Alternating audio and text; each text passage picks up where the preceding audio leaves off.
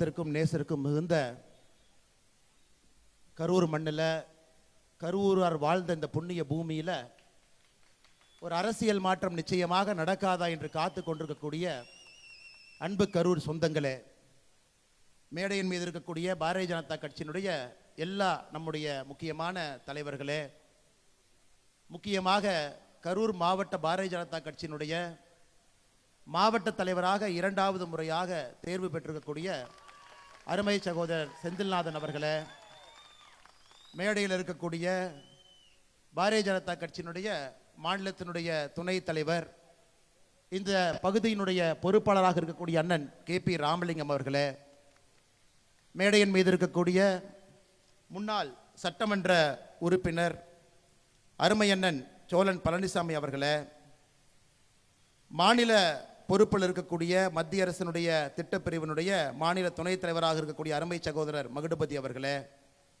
மாநில மகளிர் அணியினுடைய துணைத் தலைவராக இருக்கக்கூடிய அருமை சகோதரி மீனா வினோத்குமார் அவர்களே, நம்முடைய ஆற்றல் மிகுந்த பொதுச் செயலாளர்கள் அருமை சகோதரர் சக்திவேல் முருகன் அவர்களே, ஆறுமுகம் அவர்களே, கோபிநாத் அவர்களே, பொருளாளராக இருக்கக்கூடிய அருமை ஐயா குணசேகரன் அவர்களே, மாவட்ட செயலாளராக இருக்கக்கூடிய அண்ணன் வேலுச்சாமி அவர்களே, நம்முடைய மாவட்ட செயலாளர்களாக முக்கிய பொறுப்பிலிருந்து பணியாற்றி கொண்டிருக்கக்கூடிய அண்ணன் சுப்பிரமணி அவர்களே, RVS செல்வராஜ் அவர்களே, குணசேகரன் அவர்களே, ஆறுமுகம் அவர்களே, அரவக்குறிச்சி அருமை சகோதரர் பிரபு அவர்களே, நாமக்கல் மாவட்டத்தினுடைய தலைவராக இருந்து இந்த நிகழ்வுக்கு நம்முடைய அன்பை ஏற்று இங்கு வந்திருக்கக்கூடிய அருமை சகோதரர் ராஜேஷ்குமார் அவர்களே, மேலே இருக்கக்கூடிய மற்ற தலைவருடைய பெயரையும் நான் சொல்ல இருக்கின்றேன். மண்டல் தலைவர் உட்பட இந்த பகுதியினுடைய நகர தலைவர்கள் மிக கடுமையாக உழைத்து நாம் எல்லாம் சந்திப்பதற்கு ஒரு பெரிய வாய்ப்பு எடுத்து கொடுத்திருக்கிறாங்க. நாம் இன்று சந்தித்துக் கொண்டிருப்பது ஒரு முக்கியமான நேரத்தில் சந்தித்துக் கொண்டிருக்கின்றோம். அருமை சொந்தங்களே, இன்னும் ஒரு ஆண்டுல மறுபடியும் 5 ஆண்டுகள் நாம் காத்திருந்து அரசியல்ல ஒரு மாற்றம் வராதான்னு ஒரு முறையும் காத்திருந்து வாக்களித்து ஏமாந்து கையில் இருக்கக்கூடிய மை மட்டுமல்ல கையில் இருக்கக்கூடிய ரேகையும் தேய்ந்து மாற்றம் வராதான்னு 5 ஆண்டுகளுக்கு ஒரு முறை காத்து கொண்டிருக்கக்கூடிய மாநிலத்தினுடைய சட்டப்பேரவை தேர்தல் வர இருக்கிறது. எப்போதும் போல் இல்லாத அளவுக்கு இந்த முறை மக்கள் தெளிவாக இருக்கின்றார்கள், முடிவோடு இருக்கின்றார்கள். இந்த தீய சக்தி திராவிட முன்னேற்ற கழகத்தை வேரோடு மண்ணோடு வீழ்த்த வேண்டும் என்பதிலே தெல்ல தெளிவான முடிவோடு இருக்கின்றார்கள். அதிலும் மிக முக்கியமாக கரூர் மண்ணிலிருந்து திராவிட முன்னேற்ற கழகத்தை அகற்ற வேண்டும் என்கின்ற முடிவில் இருக்கிறார்.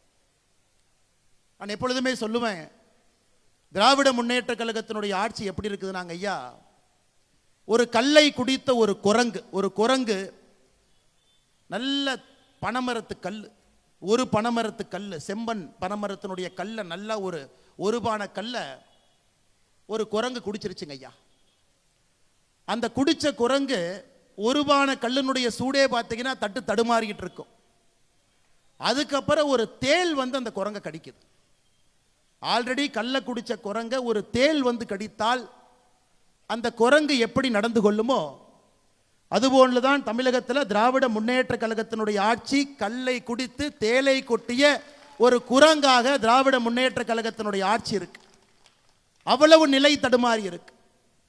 என்னுடைய பேச்சில் 2 பாகம் இருக்குதுங்க ஐயா. முதல் பகுதி, ஒரு விவசாயினுடைய மகனாக, இந்த மண்ணினுடைய மைந்தனாக, உங்களுடைய செல்ல பிள்ளையாக, எப்பொழுதும் மரியாதை கொடுத்து மரியாதை வாங்கி வளர்ந்த ஒரு சமுதாயத்தில் பேசக்கூடிய மனிதனுடைய பேச்சாக என்னுடைய முதல் பகுதி இருக்கும். என்னுடைய பேச்சினுடைய 2வது பகுதி நேரடியாக திராவிட முன்னேற்ற கழகத்தினுடைய தற்குறிகள், உதயநிதி ஸ்டாலின் மற்றும் ஒரு தற்குறியாக இருக்கக்கூடிய அன்பில் மகேஷ் பொய்யாமொழி அவருடைய பாணியில் அதே மாதிரி திமுக ஸ்டைலில் பேச போகிறேன். இதுவரைக்கும் எந்த மேடையிலே அதுபோல் நான் பேசியதில்லை. இன்று கரூர் மேடையில் திராவிட முன்னேற்ற கழகத்துக்கு அவர்களுடைய பாணியில் எப்படி பேசினா அவர்களுக்கு புரியும் என்பதில் என்னுடைய 2வது பாதையினுடைய என்னுடைய பேச்சு இருக்குங்க ஐயா. அதனால் பெண்கள் யாரும் என்னை தவறாக நினைக்கக்கூடாது. அரசியல் காலகட்டத்தில் அங்கே நின்று கொண்டிருக்கின்றோம். முல்லை சில இடத்துல முள்ளால தான் எடுக்கணும். ஒரே பொய்யை திரும்ப திரும்ப சொல்லி குழந்தைகளுடைய எதிர்காலத்தோடு விளையாண்டு அவர்கள் மட்டும் நன்றாக இருக்க வேண்டும், நம்முடைய குழந்தைக்கு தரமான கல்வி கிடைக்கக்கூடாது, நம்முடைய குழந்தைகள் வாழ்க்கையில் மேலே வந்துடக்கூடாது என்பதிலே தெல்ல தெளிவாக ஒரு அரசியல் கூட்டம், ஒரு குள்ளநரி கூட்டம் தமிழ்நாட்டில் இருக்குதுங்க ஐயா. 60 ஆண்டு காலமாக தெல்ல தெளிவாக இருக்கிறாங்க. ஒரு கூட்டம் மட்டும் நம்மை ஆள வேண்டும், இன்னொரு கூட்டம் ஆள்வதற்கு அவர்களை தகுதிப்படுத்த வேண்டும். போஸ்ட் ஒட்டணும், கோந்து எடுத்துட்டு போகணும், அவர்களுக்கு விடிய விடிய கொடை பிடிக்கணும், பொதுக்கூட்டத்தில் உட்கார்ந்து கைத்தட்டி விட்டு அவர்கள் கொடுக்கக்கூடிய பிரியாணி பொட்டலத்தையும் அவங்க கொடுக்கக்கூடிய தண்ணீர் பாக்கெட்டையும் குடிச்சிட்டு போயிடணும்னு நினைத்து கொண்டிருக்கின்றார்.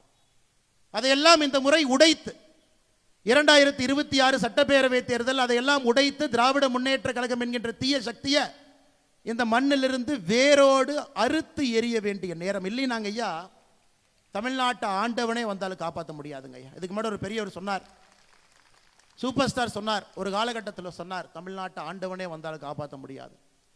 இன்னைக்கு உண்மையாலும் தமிழகத்தில் திராவிட முன்னேற்ற கழகம் 2026 ஆட்சிக்கு வந்தாங்கன்னா பஞ்சம் பிழைப்பதற்காக எல்லாம் தமிழ்நாட்டை விட்டு வேற இடத்துக்கு போயிட வேண்டியதான். அந்த அளவுக்கு மோசமாக இருக்கிறது. அதனால் நம்முடைய தார்மீக கடமை, நம்முடைய உரிமை, இவர்களை ஆட்சி பீடத்திலிருந்து இறக்கி அதிகாரம் அப்படிங்கிறத ஒரு பைசா கூட கையில் கொடுக்காம வைக்க வேண்டிய கட்டாயம் நமக்கு இருக்குங்க ஐயா. இன்னைக்கு பட்ஜெட் விளக்க பொதுக்கூட்டத்தில் நின்று கொண்டிருக்கின்றோம். உலகத்தில் எங்கேயும் இல்லாத சாதனையை ஒரு தமிழ் பெண், திருச்சியை சார்ந்த ஒரு தமிழ் பெண் 11 முறை மோடி அரசு போட்டிருக்கக்கூடிய பட்ஜெட்டை ஒரு தமிழ் பெண் 8 முறை பாராளுமன்றத்தில் சரித்திர சாட்சியாக அந்த பட்ஜெட் அளிச்சிருக்கிறாங்க. யோசிச்சு பாருங்க, ஒரு தமிழ் பெண், நம்ம பக்கத்தூர் திருச்சி, இங்க படிச்சவங்க, இங்க வளர்ந்தவங்க. மோடி அவருடைய ஆட்சியில் ஒரு பெண் எந்திரிச்சு தமிழ் மொழியில் திருக்குறளை பேசி ஒரு முறை அல்ல, 2 முறை அல்ல, 8 முறை கொடுத்திருக்கக்கூடிய பட்ஜெட். இதே ஒரு சரித்திர சிறப்புங்க ஐயா.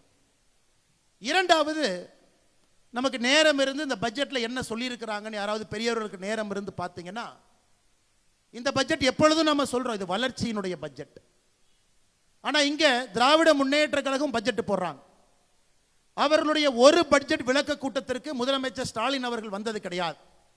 ஒரு மேடையில் முதலமைச்சர் ஸ்டாலின் அவர்கள், இல்லை நாங்கள் பட்ஜெட் இந்த மாதிரி போட்டிருக்கோம், 3 லட்சம் கோடி ரூபாய் எங்களுடைய பட்ஜெட்டு, தமிழ்நாட்டில் பாருங்க இந்த போன்ற திட்டங்கள் எல்லாம் கொண்டு வந்திருக்கின்றோம், இதுவரை அவர் பேசியதில்லை.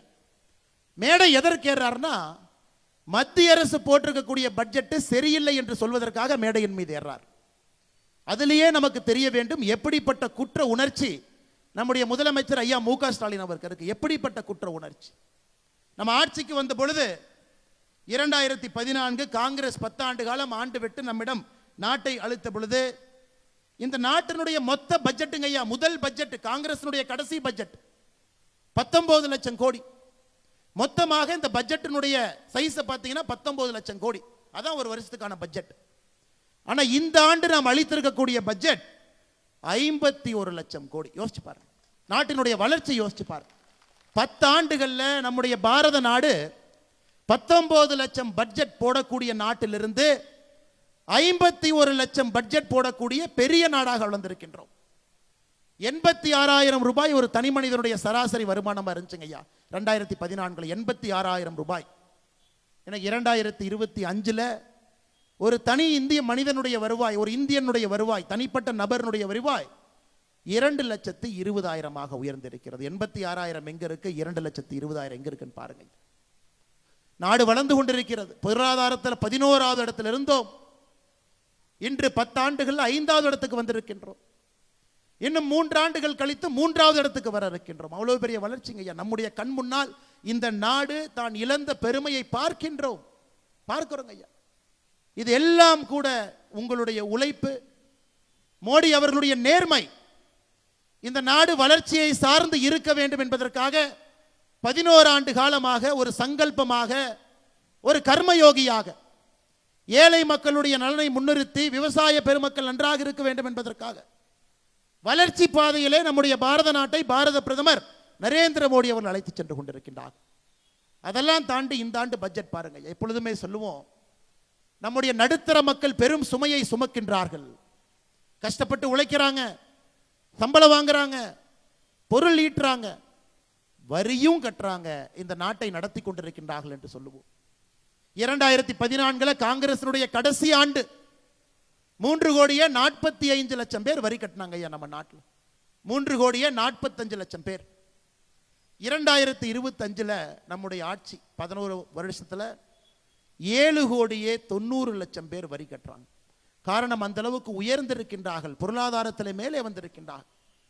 மோடி அவங்க நினைச்சாங்க, இந்த பட்ஜெட்ல நிர்மலா சீதாராமன் அவர்கள் நினைத்தார்கள், இப்படிப்பட்ட கடுமையாக உழைக்கக்கூடிய நடுத்தர மக்களுக்கு நாம் என்ன திரும்பி கொடுக்க போறோம், எதையும் எதிர்பார்க்காம நேர்மையாக கடமை தவறாம ஒரு ஆண்டும் வரியை கட்டுறாங்க. குழந்தைய பள்ளிக்கூடத்துக்கு அனுப்பணும், ஃபீஸ் கட்டணும், குடும்ப செலவை பார்த்துக்கணும், பால் கணக்கிலிருந்து கேபிள் டிவி கணக்கிலிருந்து நியூஸ் பேப்பர் கணக்கிலிருந்து பணத்தை தொட்டு தொட்டு செலவு பண்ணணும். ஒரு பொங்கலா இருக்கட்டும், தீபாவளியா இருக்கட்டும், கடைக்கு போய் ஒரு வேட்டியோ சேலையோ குழந்தைக்கு ட்ரெஸ் வாங்கினா கூட ஒரு 200 ரூபா மிச்சம் பிடிக்கலாமான்னு யோசிக்கிறோம் நாம். ஏன்னா அதிலே நாம் சேமிப்பை யோசிக்கின்றோம். அப்படிப்பட்ட நடுத்தர மக்களுக்கு வரப்பிரசாதமாக பாரத பிரதமர் நரேந்திர மோடி அவர்கள் சொல்லியிருக்கின்றார்கள், 12 லட்சம் ரூபாய் வரை உங்களுடைய வருமானம் இருந்தால் நீங்கள் வரி கட்ட தேவையில்லை. உலகத்தில் எங்கேயுமே இல்லைங்க ஐயா, உலகத்தில் எங்கேயுமே இது இல்லை. 12 லட்சம் ரூபாய் வரை. இதற்கு முன்பு 7 லட்சம், போன பட்ஜெட் 7 லட்சம் ஐயா. நாம் வந்த பிறகு 2.5 லட்சம் ரூபாய் வரை சம்பாதிச்சிங்கன்னா வரி கட்ட வேண்டாம் என்று இருந்ததை 10 ஆண்டுகளில் 7 லட்சம் வரை சம்பாதிச்சிங்கன்னா வரி கட்ட வேண்டாம். இன்று சொல்லி இருக்கின்றோம் 12 லட்சம் ரூபாய் வரை சம்பாதிச்சிங்கன்னா வரி கட்ட வேண்டாம். அப்ப இந்தியாவில் வரி கட்டக்கூடிய மக்கள் எத்தனை பேர் 12 லட்சம் ரூபாய்க்குள்ள சம்பாதிக்கிறாங்கன்னு பாருங்க. 87% வரி கட்டக்கூடிய மக்கள் 12 லட்சம் ரூபாய்க்கு கீழே இருக்காங்க ஐயா. இந்த 7,90,00,000 பேர் யார் வரி கட்டுறாங்களோ அதில் 87% மக்களுக்கு வரி விலக்கு இந்த ஆண்டிலிருந்து அவர்கள் வரி கட்ட வேண்டாம். எவ்வளவு பெரிய சாதனை! நடுத்தர மக்களுக்கு பாரத பிரதமர் நரேந்திர மோடி அவர்கள் உங்களை உழைப்பை நம்பி, உங்கள் நேர்மையை நம்பி இந்த வரி விலக்கு நம்ம கொடுத்திருக்கிறாங்க ஐயா. இதனால் மத்திய அரசுக்கு ஏற்படக்கூடிய சுமை, இந்த 87% மக்கள் வரி கொடுக்க வேண்டாம், 12 லட்சம் ரூபாய் வரை வரி இல்லை. இதனால் மத்திய அரசுக்கு ஏற்படக்கூடிய இழப்பு மட்டுமே 1,10,000 கோடி ரூபாய். பிரதமர் அவர்கள் அதை பற்றி கவலைப்படல. இந்த நாட்டை எப்படி நடத்த வேண்டும் என்று எனக்கு தெரியும், நான் நடத்தி காட்டுகின்றேன், நடுத்தர மக்களுக்கு நான் சுமையை குறைக்கின்றேன், 1,10,000 கோடி ரூபாய் இந்த நாட்டிற்கு வரி மூலமாக நாம் கட்டக்கூடிய வருமானத்தை வேண்டான்னு சொல்லியிருக்கிறான். பாருங்க, இதையெல்லாம் ஒரு நிமிஷம் நம்ம யோசிக்கணும். ஒரு மேடை ஏறி நம்முடைய தமிழகத்தினுடைய முதலமைச்சர் மாண்புமிகு ஐயா மு க ஸ்டாலின் அவர்கள் தமிழ்நாட்டுக்கு எதுவுமே கொடுக்கல, மத்திய அரசு வட்டி கடை மாதிரி நடத்துறாங்க, மத்திய அரசு வட்டி கடை நடத்துறாங்கிறாங்க. நம்முடைய முதலமைச்சர் சொல்றாங்க மத்திய அரசு வட்டி கடை நடத்துறாங்க, தமிழ்நாட்டிற்கு எந்த பணமும் கொடுக்கல. நான் ஒரே ஒரு விஷயத்தை உங்க முன்னாடி சொல்றேன் பாருங்க ஐயா. 10 ஆண்டு காலம் காங்கிரஸ் ஆட்சி இருந்த பொழுது, திமுக அங்கம் வகித்த காங்கிரஸ் இருந்த பொழுது, 2004 14 வரை 10 ஆண்டுகள் மத்திய அரசு, காங்கிரஸ் அரசு, மன்மோகன் சிங் அவர்களுடைய அரசு தமிழ்நாட்டிற்கு நேரடியாக வரி பகிர்மானம் எவ்வளவு கொடுத்தாங்கன்னு பாருங்க. அது ஆங்கிலத்திலே டெவல்யூஷன் கிராண்ட்ங்கிறோம். நேரடியாக மத்திய அரசு மாநில அரசு கொடுக்கக்கூடிய நிதி, திட்டங்கள் மூலமாக இல்லாமல் பணம் மூலமாக. 2004 14 வரை மத்திய அரசு தமிழகத்திற்கு நேரடி டெவல்யூஷனாக 10 ஆண்டுகளில் 94,977 கோடி, கிராண்டாக 57,000 கோடி, மொத்தமாக 1,52,900 கோடி. 10 வருஷத்துல மத்திய அரசு தமிழக அரசுக்கு நிதி கொடுத்ததுங்க ஐயா 1,52,000 கோடி. நாம் இன்னைக்கு 11 வருஷம் ஆட்சியில் இருக்கும். 2014 25 இருந்து கொண்டிருக்கின்றோம். நாம எவ்வளவு கொடுத்திருக்கோம் பாருங்க ஐயா. மத்திய அரசு நேரடியாக மாநில அரசுக்கு, தமிழக அரசு டெவல்யூஷன் 3,44,000 கோடி, கிராண்ட் 2,70,000 கோடி, 6,14,000 கோடி ரூபாய் நேரடியாக பண பகிர்மானத்தை மத்திய அரசு மாநில அரசு கொடுத்திருக்காங்க. மறுபடியும் சொல்ற கேளுங்க ஐயா. 10 ஆண்டுகள்ல காங்கிரஸ் ஆட்சி தமிழகத்திற்கு நேரடியாக கொடுத்த பணம், திட்டம் மூலமாக இல்லை, பணமாக கொடுத்தது 1,52,000 கோடி. 11 ஆண்டுகள்ல நாம் நேரடியாக தமிழக அரசுக்கு மோடி ஐயா கொடுத்தது 6,14,000 கோடி. 5 மடங்கு அதிகமாக மாநிலத்திற்கு, தமிழகத்திற்கு மட்டுமே பாரத பிரதமர் நரேந்திர மோடி அவங்க கொடுத்திருக்கிறாங்க. இதில் முதலமைச்சர் சொல்றார், ஆமா முதலமைச்சர் அவர்களே, உங்க மருமக சபரீஷன் கோடி கோடியா சம்பாதிக்கிறனால இந்த 12 லட்சம் ரூபாய் கீழே வரமாட்டார், அதனால உங்களுக்கு கோபமா? இல்லை உங்க மகன் நடத்தக்கூடிய ரெட் ஜெயின்ஸ் நிறுவனம் அவர்களுக்கு வரி விகிப்பு வைத்திருக்கிறாங்க, அவங்களும் 12 லட்சத்துக்குள்ள வரமாட்டாங்கன்னு கோபமா? நடுத்தர மக்கள் சந்தோஷமா இருக்கிறாங்க. அவர்கள் சம்பாதிக்கக்கூடிய பணத்திலே வரி வேண்டாம் என்று மோடி சொல்லி இருக்கின்றார். 12 லட்சம் ரூபாய் வரை 87% இந்தியாவில் வரி கட்டுறவங்களுக்கு வரி இல்லைன்னு சொல்றாங்க. அவங்க சந்தோஷமா இருக்கிறாங்க. உங்களை போன்று காலையில் சூரியன் உங்க உடம்புல படணும்னாவே 11 மணிக்கு ஏசி ரூம்ல இருந்து வெளியே வந்தா தான் சூரியன் உங்க மேல படும். 5:30 மணிக்கு சூரியன் படுறவங்க, 6 மணிக்கு சூரியன் படுறவங்க, காடு தோட்டத்தில் ஆட்டுக்குட்டி வச்சு பொழப்பு நடத்துறவங்க, முருங்கைக்காயை பறித்து பொழப்பு நடத்துறவங்க, தேங்காய் மரத்தை வச்சு பொழப்பு நடத்துறவங்க, இவங்க எல்லாத்துக்கும் சந்தோஷமா இருக்கிறாங்க ஐயா. ஏன்னா அவங்களுக்கெல்லாம் 5:30 மணிக்கு 6 மணிக்கு சூரிய வெளிச்ச உடம்பு மேல படும். இந்த 11 மணி 11:30 மணிக்கு இரவில் 2 மணிக்கு படுத்து தூங்கிட்டு காலையில் 11 மணிக்கு எந்திரிச்சு 11:30 மணிக்கு வெளியே வர்றாங்கல்ல, அவர்களுக்கு மோடியின் மீது கோபம் தான் இருக்கத்தான் செய்யும். அந்த கோபம் இருக்கட்டும், அந்த கோபத்தை நாங்களும் வரவேற்கிறோம். அது போன்ற ஒரு கோபம் தான் தமிழகத்தினுடைய முதலமைச்சர் ஐயா மு.க. ஸ்டாலின் அவருடைய கோபம். வேற எந்த கோபம் இல்லைங்க. அது போன்ற ஒரு கோபம், வேற எந்த கோபம் கிடையாது. இன்னைக்கு நாம் இவ்வளவு செய்து கொண்டிருக்கின்றோம். முதலமைச்சர் அவர்கள் தமிழ்நாட்டை வஞ்சிக்கிறாங்க. இங்க இருக்கக்கூடிய விவசாய பெருமக்கள், விவசாயிகளா இருக்கலாம், மீனவர்களா இருக்கலாம், பால் பண்ணை நடத்துகிற விவசாயிகளுக்கு கிசான் கடன் அட்டை இந்தியாவில் மட்டுமே 7.7 கோடி பேர் இருக்கு. இன்னைக்கு நமக்கு வரக்கூடிய விவசாயிகளுக்கு வழங்கக்கூடிய கடன் கிசான் கிரெடிட் கார்டு 3 லட்சத்திலிருந்து 5 லட்சமாக உயர்த்தி இருக்கின்றோம் இந்த பட்ஜெட்ல. இது ஒரு வரப்பிரசாதம். சிறு குறு நிறுவனங்கள் யாரெல்லாம் சின்ன சின்ன நிறுவனம் நடத்துறோமோ அடுத்த 5 ஆண்டுகள்ல 1.5 லட்சம் கோடி ரூபாய் மத்திய அரசு சிறு குறு நிறுவனத்திற்கு மட்டுமே கடனா கொடுக்க போறாங்க. இதுவும் வரப்பிரசாதம். சிறு குறு நிறுவனம் நடத்துறவங்களுக்கு கிரெடிட் கார்டு கொடுக்க போறாங்க. 5 லட்சம் ரூபாய் கிரெடிட் கார்டு. எங்கேயும் போய் பேங்க்ல நிக்க வேண்டாம். அந்த கிரெடிட் கார்டில் இருந்து 5 லட்சம் ரூபாய் வரை நேரடியாக பணம் எடுத்துக்கலாம். இதுவும் மத்திய அரசு. கேன்சர் உட்பட 36 உயிர் காக்கும் மருந்துகளுக்கு வரியை நீக்கி இருக்கின்றார்கள், கஸ்டம் டியூட்டியை நீக்கி இருக்கிறாங்க. இதுவும் முக்கியம். இன்னும் நம்ம நல்லா புரிஞ்சுக்கணுங்க. கரூர்ல எத்தனையோ இடத்துல பார்க்கிறோம், நடுத்தர குடும்பத்தினுடைய குழந்தைகள், ஏழை தாயினுடைய குழந்தைகள் முதலா மருத்துவம் படிக்கிறாங்க. தாய்மார்கள் நல்லா கேட்டுக்கணுங்க அம்மா. நீங்க 2014 மோடி ஐயா ஆட்சிக்கு வந்த பொழுது இந்தியாவில் மருத்துவ சீட்டுங்க ஐயா, மொத்தமா மருத்துவம் எத்தனை பேர் படிக்க முடியும்னா 51,348, 51,000 பேர் தான் படிக்க முடியுங்க. இன்னைக்கு மோடி ஐயா 11 ஆண்டுகள் கழித்து நம்முடைய ஆட்சியில் மொத்தமாக மருத்துவ சீட்டை 51,000 இருந்ததை 1,17,000 உயர்த்தி இருக்கின்றோம். மருத்துவ கல்லூரி சீட் டபுள். மோடி ஐயா அதோடு நிக்கலீங்க ஐயா. சமூக நீதினா திமுக வாய்களையே பேசுற சமூக நீதி இல்லைங்க ஐயா. மருத்துவ கல்லூரி கட்டணும், சீட்டை அதிகப்படுத்தணும், அப்பதான் சீட்டு கிடைக்குங்க ஐயா. இருக்கிற 100 சீட்டுக்கு 1000 பேர் போட்டி போட்டா கிடைக்காது. இன்னைக்கு நாம டபுள் பண்ணி 1,17,000 கொண்டு வந்திருக்கின்றோம். இந்த பட்ஜெட்ல அறிவிச்சிருக்கின்றோம். அடுத்த 5 ஆண்டுகள்ல இன்னும் 75,000 மருத்துவ சீட்டை நாம் ஆட் பண்ண போறோம் ஐயா. அப்படி என்றால் 2030 முடியும் பொழுது 2 லட்சம் பேர் இந்தியாவில் ஒரு வருஷத்துக்கு மருத்துவம் படிப்பாங்க. 2013 51,000 இருந்தது, இன்று 1,17,000 இருக்கிறது. இன்னும் 75,000 நம்ம சேர்த்த போறோம்.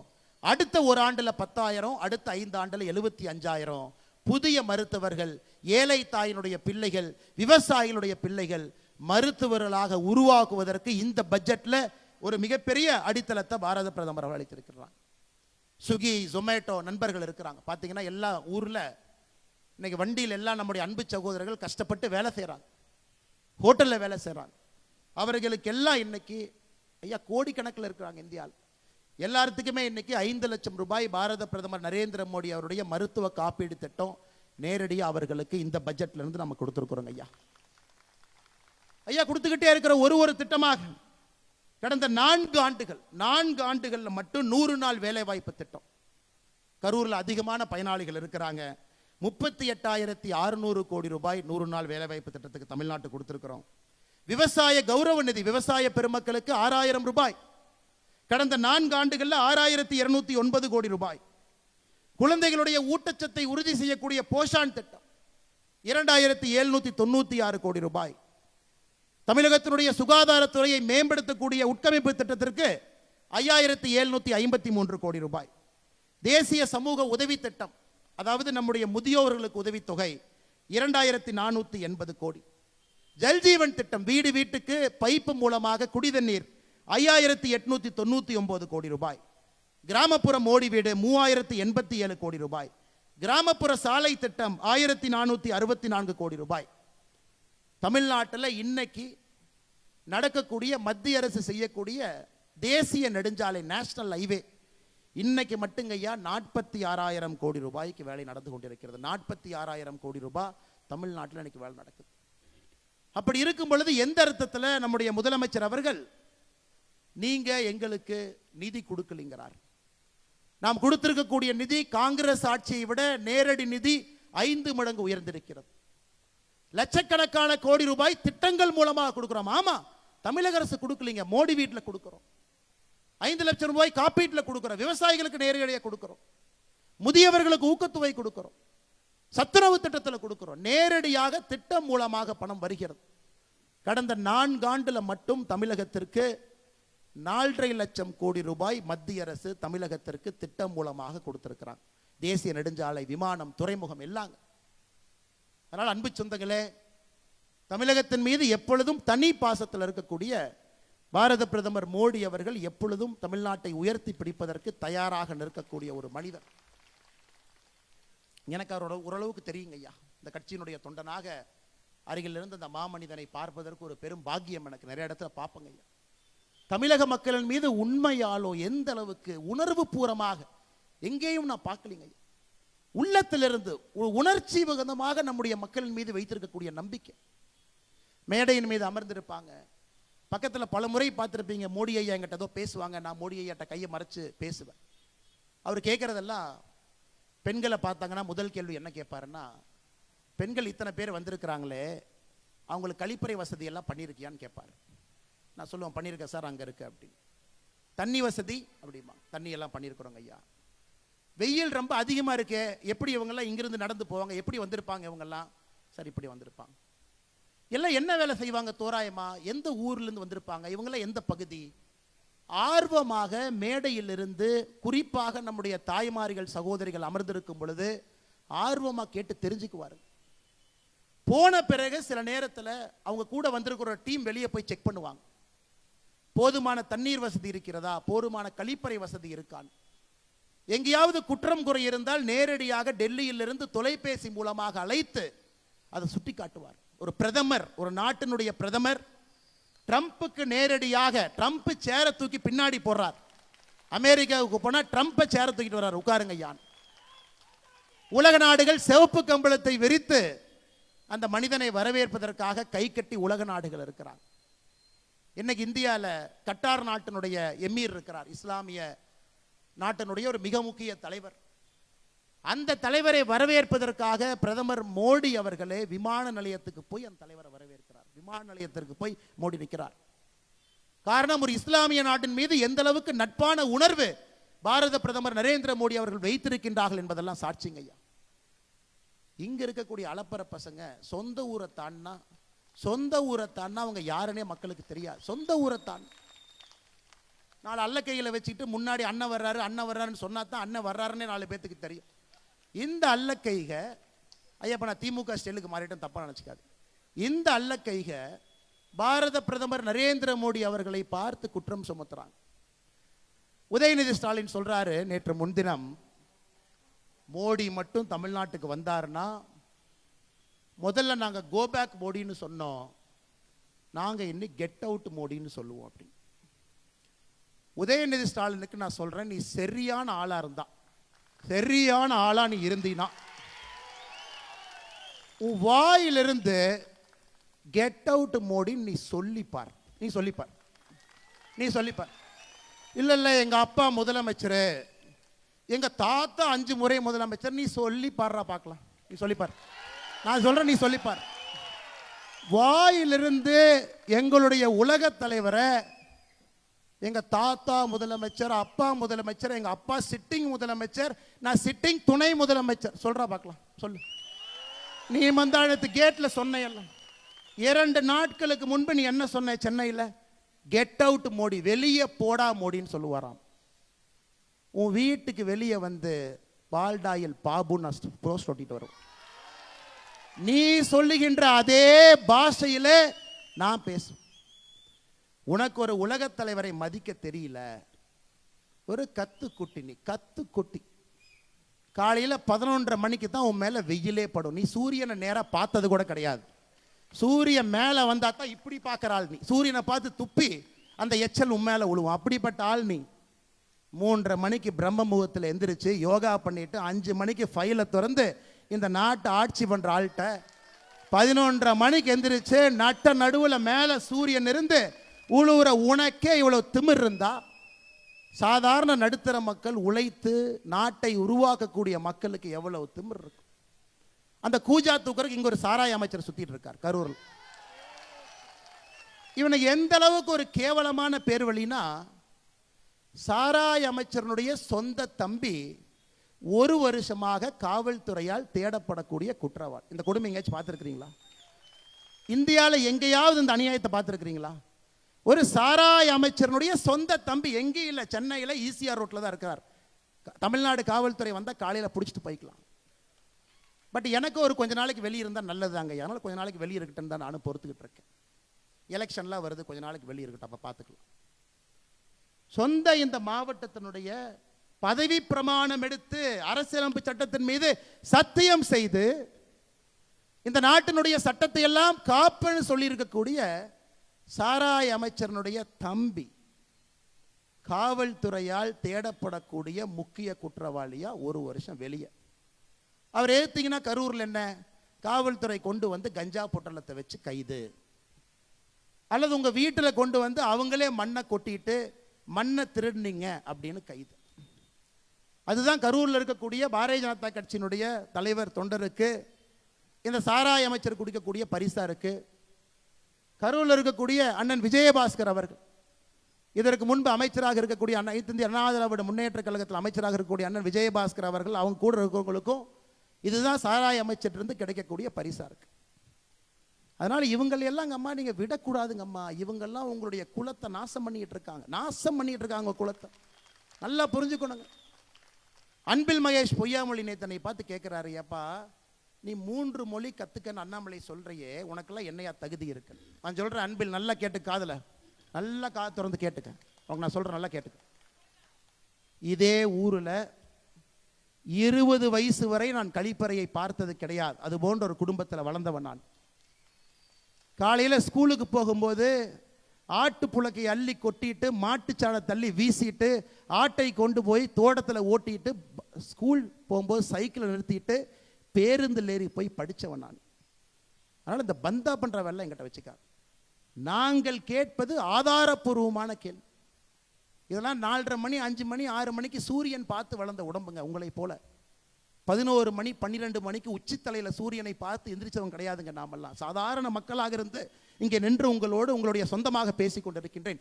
எனக்கு வழி தெரியுங்க. கல்வியினுடைய பெருமை எனக்கு தெரியும். கற்றவனுக்கு போரிடத்துல என்ன சிறப்பு என்பது எனக்கு தெரியும்.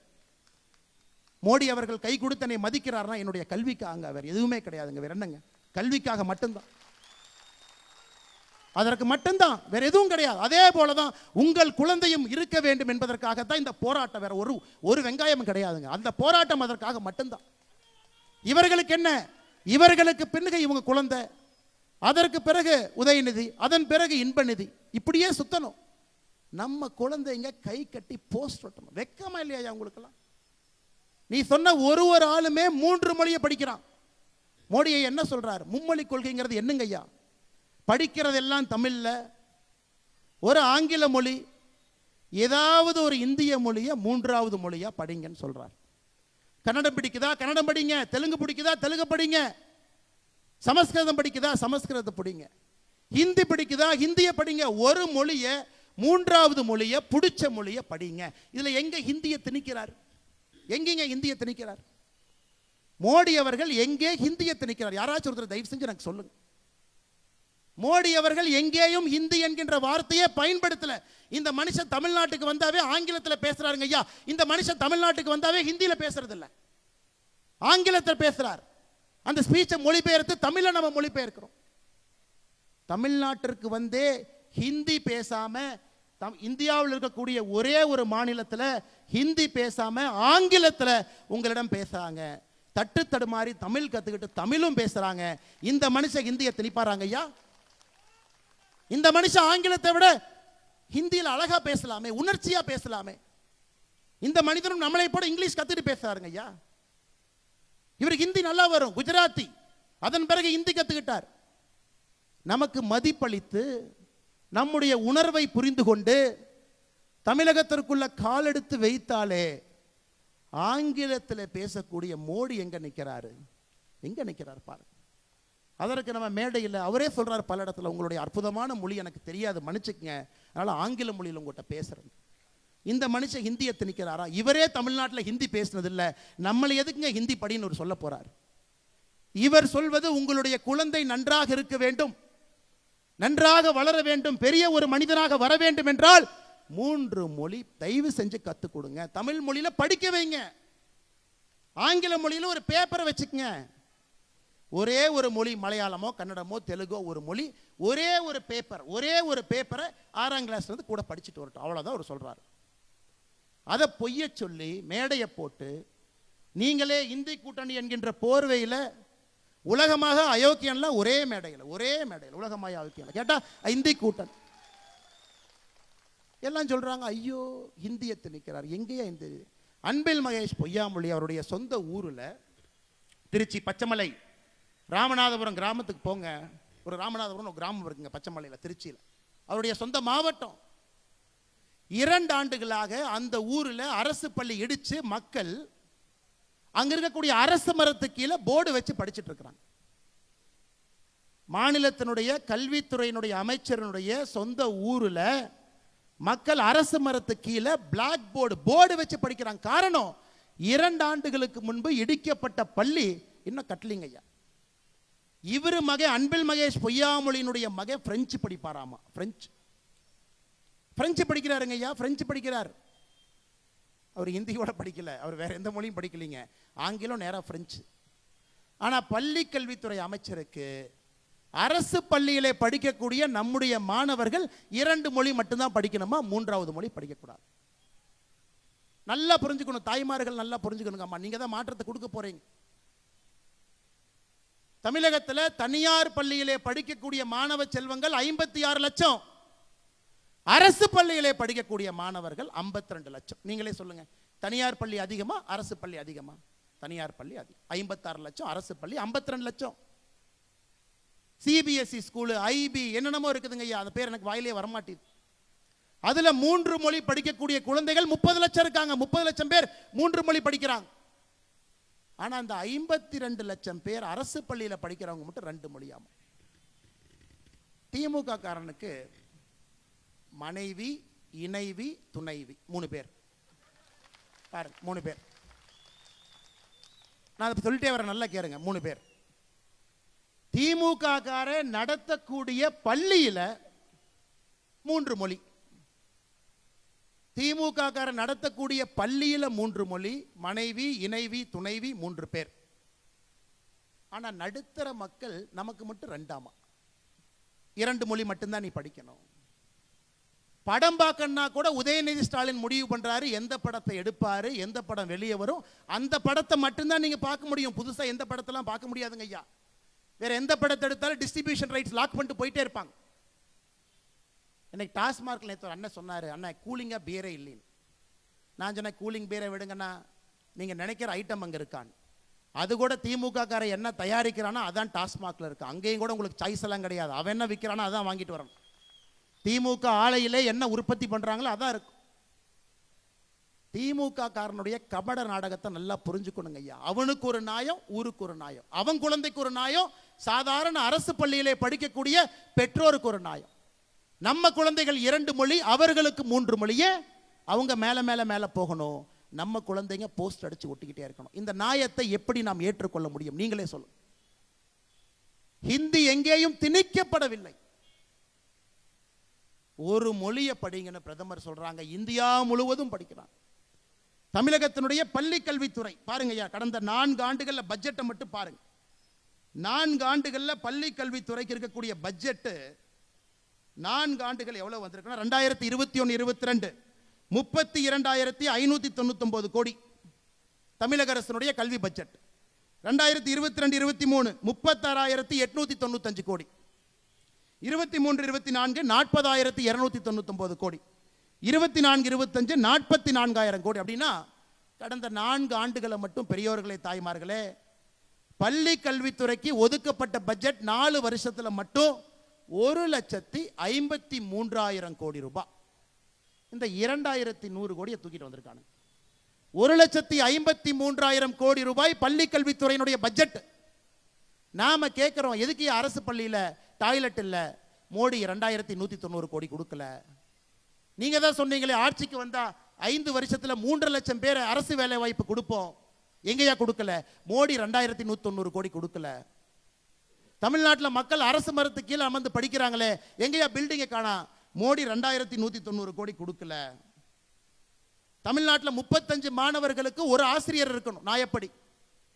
52% பள்ளியில மட்டும்தாங்க ஐயா 35 மாணவருக்கு ஒரு ஆசிரியர் இருக்காங்க. ஆசிரியர் ரொம்ப குறைவா இருக்கிறாங்க. ஆசிரியர் ரெக்ரூட்டே பண்றது இல்லை. எங்கன்னு கேட்டா மோடி அவர்கள் 2,190 கோடி கொடுக்கல. ஏயா 1,53,000 கோடி ரூபாய் பட்ஜெட்டை வச்சுக்கிட்டு பிஎம் ஸ்ரீ பள்ளிக்கூடத்தை கொண்டு வா என்று மத்திய அரசு சொன்னா அதை அப்படியே மடை மாற்றி திருப்பி நாங்க ஒத்துக்க மாட்டோம் என்று சொல்றீங்க. இங்க இருக்கக்கூடிய நடுத்தர மக்கள், ஏழை தாயினுடைய மக்கள், விவசாய பெருமக்களுடைய மக்கள் 3 மொழி படிக்க கூடாது, அவங்க 2 மொழி தான் படிக்கணும், இங்கேயே சுத்திக்கிட்டு இருக்கணும். நேற்று அண்ணன் இந்த 2G புகழ் ராஜா சொல்றார், இந்த ஹிந்திக்காரனே ஹிந்தி படிச்சுட்டு தமிழ்நாட்டில் வந்து குப்பை கொட்டிட்டு இருக்கான். ஐயா உழைச்சுதாங்க ஐயா சாப்பிட்றான். ஹிந்திக்காரன் உழைச்சுதானங்க ஐயா சாப்பிட்றான். ரோட்ல பிச்சையார் எடுக்கிறாங்களாங்க ஐயா. யாராவது இந்திக்காரன் இங்க வந்து நம்ம கிட்ட வேலை செய்யறாங்கன்னா உழைச்சு வேலை பார்த்து அவன் இங்க இந்த ஊர்ல வாழ்றான். நம்ம ஊரை எப்பவும் தப்பாக எந்த இந்திக்காரனும் பேசினதே கிடையாது. யாராவது ஒரு இந்திக்காரன் வட இந்தியாவிலிருந்து தமிழ்நாட்டை பத்தி தப்பா நீங்க பேசி பார்த்துருக்கீங்களா? ஆனா இவனுக்கு அரசியலே நம்மை பற்றி தப்பா பேசாதவங்கள இவங்க இங்கிருந்து பான்புராக்கு வாயன், ஹிந்தி தெரிஞ்சா டாய்லெட் மட்டும்தான் கட்டலாம், இதெல்லாம் இங்கிருந்து இவங்க பேசுறாங்க. யாராவது ஹிந்தி தெரியக்கூடிய நாட்டில் யாராவது ஒருவர் நம்முடைய தாய் திரு தமிழ்நாட்டை பத்தி தப்பா பேசி நம்ம பார்த்துருக்கோமா? அதனால தாய்மார்களுக்கு இன்னொரு விஷயத்தையும் இந்த மேடையிலேருந்து நான் சொல்றேங்கம்மா. இன்னைக்கு பாரதிய ஜனதா கட்சி உங்களோடு இருக்கின்றோம். அஸ்ஸாம்ல 37 லட்சம் பேர் பிஜேபி ஆட்சிங்கம்மா. அஸ்ஸாம்ல 37 லட்சம் பேருக்கு மகளிர் உரிமை தொகை அஸ்ஸாம்ல எவ்வளவு கொடுக்கிறோம் அதெல்லாம் ஒன்னொன்னா பார்த்துட்டு வரலாம். அஸ்ஸாம்ல பாரதிய ஜனதா கட்சியினுடைய ஆட்சி ஒரு தாய்க்கு 830 ரூபா கொடுக்குறோங்கம்மா அஸ்ஸாம். மத்திய பிரதேசில் 1,30 லட்சம் பேருக்கு 1,250 ரூபா மாசம் கொடுக்கிறோம். மகளிர் உரிமை தொகை பாரதிய ஜனதா கட்சி ஆளுகின்ற மத்திய பிரதேச மாநிலத்தில் 1,250. சத்தீஸ்கர்ல 80 லட்சம் மகளிருக்கு 1000 ரூபாய் கொடுக்கிறோம். சத்தீஸ்கர்லிங்கம்மா 80 லட்சம் மகளிருக்கு 1000. மகாராஷ்டிராவில் பாரதிய ஜனதா கட்சி ஆட்சியில் இருக்கக்கூடிய மாநிலத்தில் 1,80 லட்சம் தாய்மார்களுக்கு 2,100 ரூபாய் கொடுக்கிறோம். நாளை காலை 11 மணிக்கு டெல்லியிலே பாரதிய ஜனதா கட்சியினுடைய ஆட்சி பொறுப்பேற்க இருக்கின்றார். முதல் கையெழுத்து டெல்லியில் இருக்கக்கூடிய தாய்மார்களுக்கு மாதம் 2,500. தமிழ்நாட்டில் நம்முடைய தலைவர்கள் சொல்றாங்க, அண்ணே என்னென்ன டெல்லியில் 2,500 அதை தாண்டித்தானே நாம கொடுக்கணும். நம்முடைய தாய்மார்களுக்கு நாம செய்யலைன்னா யாருன்னே செய்வாங்க. இவன் உரிமை தொகைன்னு சொல்றான். நம்ம உரிமை தொகை இல்லைங்கன்னு நம்ம கொடுப்பது, நாம் கொடுப்பது காணிக்கை. தாய்மார்களுடைய உழைப்பிற்கு பாரதிய ஜனதா கட்சி 2026 தேசிய ஜனநாயக கூட்டணியில் நீங்கள் ஆட்சியிலே அமர வைக்கும் பொழுது 2,500 தாண்டி பாரதிய ஜனதா கட்சி நிற்கும். நான் சொல்லிங்க, இந்த பெரியவர் சொல்றார் மோடி கேரண்டி.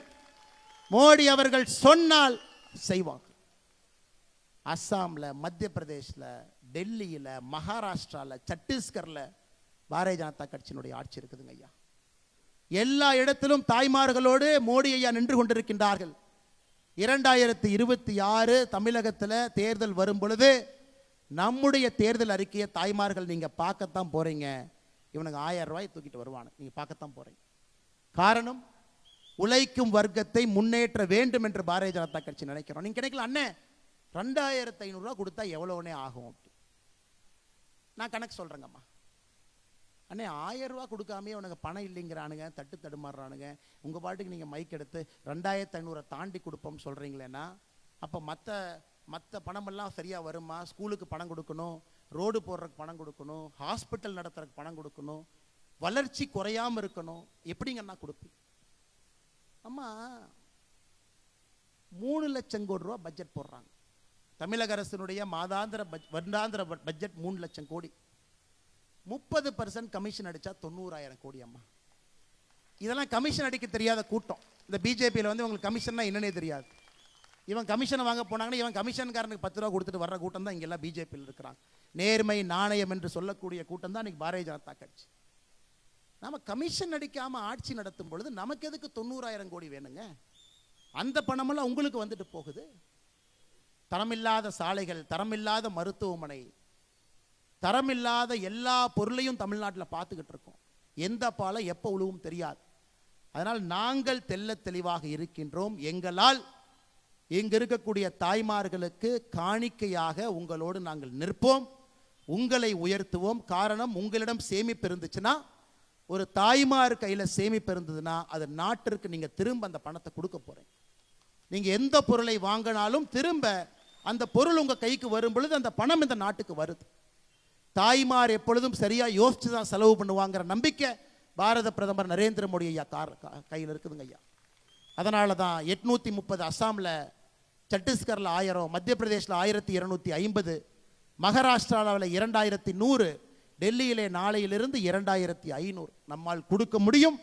வளர்ச்சியை இவங்களால கொடுக்க முடியாது. காரணம், 90,000 கோடி கொள்ளை அடிக்கணும், பணமும் கொடுக்கணும், ரோடும் போடணும், ஹாஸ்பிட்டலும் கட்டினா எப்படிங்க ஐயா பட்ஜெட் 10? அன்பு சொந்தங்களே, இங்க இருக்கக்கூடிய அன்பு தாய்மார்களே, நாங்கள் உங்களோடு நிற்போம். திமுக காரன் பிஜேபி என்ன எக்ஸ்ட்ரா கொண்டு வருதுன்னு பாருங்க. எல்லா நிதியோடு எல்லா திட்டத்தோடு உங்களுக்கு நேர்மை என்கின்ற வார்த்தையை உங்க வீட்டுக்கு நாங்கள் கொண்டு வரோம். நியாயம் என்கின்ற வார்த்தையை உங்க வீட்டுக்கு கொண்டு வரோம். இவங்க மாதிரி இல்லைங்க. ஒரு நாள் பேப்பரை திறந்து படிச்சீங்கன்னா தாய்மார்கள் மீது நடந்த பாலியல் வன்கொடுமை இன்னைக்கு நடக்கிறது நேத்தை விட கொடூரமா இருக்கு, நாளைக்கு நடக்க போறது இன்னைக்கு விட கொடூரமா இருக்கு. அதையெல்லாம் ஒழிக்க வேண்டும் என்றால் கட்டுக்கோப்பான காவல்துறைக்கு மறுபடியும் அதிகாரத்தை கொடுத்து வீதியில் அவங்களை இறக்கி விடணும். அதே காவல்துறை நல்ல காவல்துறைங்க. திமுக வந்த பிறகு கையை கட்டி போட்டிருக்கின்றார். அந்த காவல்துறைக்கு அதிகாரத்தை திரும்ப கொடுக்கும் பொழுது ஒரு தாய்மாருக்கும் சகோதரிக்கும் ஒரு பிஞ்சு குழந்தைங்க ஐயா. நான் இப்ப தாய்மார் சகோதரியை தாண்டி பிஞ்சு குழந்தைக்கு தமிழகத்திலே பாதுகாப்பு இல்லைன்னு நான் வந்துட்டேங்க ஐயா. பிஞ்சு குழந்தை, அந்த குழந்தை எதுவுமே தெரியாது. பிஞ்சு குழந்தை 8 வயசு பொண்ணுக்கு என்னங்க ஐயா தெரியும்? இல்ல 18 வயசு பொண்ணுக்கே பெருசா தெரியாது. பிஞ்சு குழந்தையின் மீது கையவர்கள் என்று கை வைத்துக் கொண்டிருக்கின்றார்கள். அந்த அவலத்தை தமிழ்நாட்டில் நாம் பார்த்துக்கிட்டு இருக்கிறோம். எதுவும் செய்ய முடியாம குற்ற உணர்ச்சியில் என்று கொண்டிருக்கின்றோம். அதையெல்லாம் பாரதிய ஜனதா கட்சி சரி செஞ்சு கொடுக்குங்க அம்மா, நீங்க நம்பணும். ஏன்னா பாரதிய ஜனதா கட்சியால் மட்டும்தான் அது முடியும். நாங்க 3 மொழி கத்துக்க வேண்டும் என்று சொல்வது எங்களுக்கு அதில் எந்த பிரயோஜனம் இல்லைங்கம்மா. நம்ம கிட்ட எந்த ஸ்கூல் இல்ல. 3 மொழி கற்றுக்கொள்ள வேண்டும் என்று சொல்வது உங்களுடைய குழந்தை நாளை உயர்ந்து நிற்க வேண்டும், மாமனிதனாக வர வேண்டும் என்பதற்காக, பாரத பிரதமரை போல ஒப்பற்ற தலைவனாக வர வேண்டும் என்பதற்காக. இந்த 52 லட்சம் அரசு பள்ளியில் படிக்கக்கூடிய மாணவ செல்வங்களுக்கு மட்டும் ஏன் இவங்க வஞ்சனை பண்றாங்க? ஏன் ஓர வஞ்சனை பண்றாங்க? இவங்க நடத்தக்கூடிய பள்ளியில் இருக்கு. அதைத்தான் திரும்ப திரும்ப திரும்ப கேட்கிறோம். இன்னைக்கு புதுசா வந்திருக்கிறாங்க நடிகர் எல்லாம் அரசியலுக்கு வர்றாங்க. அவரு சொல்றார், அண்ணன் விஜய் சொல்றார் 2 மொழி தான் அப்படி. அவரே ஒரு பள்ளி நடத்துறாரு, அவரே சிபிஎஸ்இ பள்ளி நடத்துறாரு. அந்த பள்ளியில ஹிந்தி மொழியை அவரே கத்துக் கொடுக்கிறார். அவருடைய சொந்த பள்ளி விஜய் வித்யாஸ்ரம், நடிகர் விஜய் அவர்கள் தமிழக வெற்றி கழகத்தினுடைய தலைவர் நடத்தக்கூடிய சொந்த பள்ளி சிபிஎஸ்இ பள்ளியில ஹிந்தி இருக்குதுங்க ஐயா. என்ன நியாயத்தை பேசுறாங்க அவங்கள? என்ன உண்மையை பேசுறாங்க? இவ்வளவு வாய்களையே பேசக்கூடிய அரசியல் தலைவர்கள் எல்லா குழந்தையும் இன்டர்நேஷனல் ஸ்கூல் ஐபியில் பிரெஞ்சு வேறு மொழியில படிக்கிறாங்க. எப்படி ஏற்றுக்கொள்ள முடியும்? அதனால் பாரதிய ஜனதா கட்சி உங்களோடு இருப்போம். உங்களுக்கு இது நல்லது என்பதை உங்களுக்கு எடுத்து சொல்லிக் கொண்டிருக்கின்றோம். உங்களுக்கும் அது தெரியும். ஹிந்தியை இந்த மனுஷனே திணிக்கல, இந்த மனுஷனே ஹிந்தியில தமிழ்நாட்டில் பேசல, இந்த மனுஷன் எதுக்கு நம்மளே ஹிந்தியில பேச சொல்ல போறார்? ஆங்கிலம் படிங்க, தமிழ் படிங்க, இன்னொரு மொழியை படிங்கன்னு சொல்றார். அதனால் நிச்சயமாக வருகின்ற காலத்தில் நீங்கள் பாரதிய ஜனதா கட்சியின் பக்கம் நிற்பீங்க என்கின்ற முழு நம்பிக்கை எனக்கு இருக்குதுங்க அம்மா. ஏன்னா 2026 மாற்றம் இல்லை என்றால் என்னை பொறுத்தவரை எப்பவும் இல்லை என்று தான் நான் பார்க்கின்றேன். ஏன்னா இன்னைக்கே தமிழ்நாட்டை திருத்த முடியாத ஒரு மாநிலமாக இவர்கள் மாற்றி வச்சிருக்கிறாங்க ஐயா. சாராயம் காட்டாற்று வெள்ளம் போல் ஓடிக்கொண்டிருக்கிறது. சட்டம் ஒழுங்கு சீர்கெட்டு நிற்கிறது. ஒரு பிஞ்சு குழந்தைக்கு இந்த மாநிலத்திலே பாதுகாப்பு இல்லை. இன்னும் 5 வருஷம் ஆச்சுன்னா யோசிச்சு பாருங்க. 5 வருஷம் ஆச்சுன்னா யோசிச்சு பாருங்க. இன்னைக்கு முதலமைச்சர் அவர்கள் பகல் கனவுல 200 200 200 200 200 200னா அப்புறம் நம்ம சொல்லுவோம் போற போக்கில் அப்படியே அந்த வண்டியில் ஏறிப்பா, அந்த வண்டி பெரிய ஆஸ்பத்திரிக்கு போகுது. அப்படிதான் முதலமைச்சர் சொல்லிட்டு இருக்கிறாங்க 200 200 200 200 200. எப்படி மக்கள் 200 கொடுப்பாங்க? எப்படி கொடுப்பாங்க ஐயா? எப்படி 200 கொடுப்பாங்க? இவ்வளவு மோசமான ஒரு ஆட்சி, யாருக்கும் எந்த பிரயோஜனம் இல்லாத ஆட்சி, எந்தவித வளர்ச்சி திட்டமும் இல்லாத ஆட்சி, யாருக்கும் பாதுகாப்பு இல்லாத ஒரு ஆட்சியில் எப்படி 200 மக்கள் கொடுப்பாங்க? 200னா 200 சீட்டுங்களாமா? அன்பு சொந்தங்களே, இந்த வரலாற்று சிறப்பு மிக்க கரூர் பொதுக்கூட்டத்தில் இங்கே பங்கேற்றுக் கொண்டிருக்கக்கூடிய எல்லா அன்பு சொந்தங்களுக்கும் இந்த நேரத்தில் என்னுடைய நெஞ்சார்ந்த நன்றிகளை தெரிவித்துக் கொள்கின்றேன். திராவிட முன்னேற்ற கழகத்தினுடைய அன்பு சொந்தங்களுக்கு சொல்லிக்கிறேன், உங்கள் குழந்தையும் 3 மொழி படிக்க வைங்க. தயவு செஞ்சு நீங்க அரசியல் கரவேட்டி கட்டுறங்கிறதுக்காக உங்க குழந்தையினுடைய வாழ்க்கையை பால்படுத்திடாதீங்க. நாளைக்கு வந்து என்ன டாடி இப்படி பண்ணிட்டேன்னு கேட்பாங்க. என்னப்பா இந்த மாதிரி பண்ணிட்டேன், ஏன்னா இந்த மாதிரி பண்ணிட்டேன். உங்கள் குழந்தையை படிக்க வைப்பதற்கு வாய்ப்பு இருக்கும் பொழுது படிக்க வைங்க, நன்றாக வர வேண்டும். நாம தான் கை கட்டி போஸ்ட் ஒட்டுற ஒரு காலகட்டமாக மாறி இருக்கின்றோம். குழந்தைகள் கம்பீரமாக வருங்காலத்தில் பாரதிய ஜனதா கட்சியினுடைய ஆளுமை மிகுந்த தலைவர்களாக, பிரதமர்களாக, முதலமைச்சர்களாக உங்கள் குழந்தை வர வேண்டும் என்று நினைக்கின்றோம். இந்த நாட்டை ஆள வேண்டும் என்று நினைக்கின்றோம். எங்களுக்கு இதில் எந்த விதமான சுயலாபம் இல்லைங்கம்மா. உங்களுடைய குழந்தை நன்றாக இருக்க வேண்டும் என்பதற்காகத்தான் இவ்வளவு ஆக்ரோஷமா பேச, இவ்வளவு பொய்யை பேசிக் கொண்டிருக்கின்றார்.